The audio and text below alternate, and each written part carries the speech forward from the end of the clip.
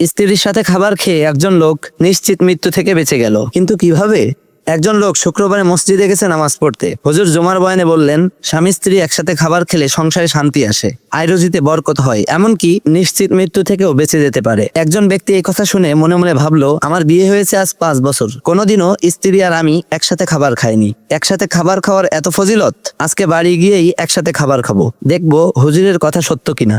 যেই কথা সেই কাজ। বাড়ি ফিরে স্ত্রী খাবার দিল খেতে, কিন্তু লোকটা না খেয়ে স্ত্রীকে বলল, বড় প্লেটে বেশি করে খাবার আনো, আমরা দুইজন একসাথে খাবো। স্ত্রী খুবই খুশি হয়ে গেল এবং নতুন করে আরেকটি প্লেটে খাবার আনলো এবং আগের খাবারের প্লেটটি পাশে রেখে দিল। আল্লাহর কি অসীম নিদর্শন! পাশে রাখা সেই প্লেটের খাবার একটি বিড়াল খেয়ে সাথে সাথে মারা গেল। লোকটা এটা দেখে অবাক হয়ে স্ত্রীকে জিজ্ঞেস করলো, ওই খাবারে কি ছিল?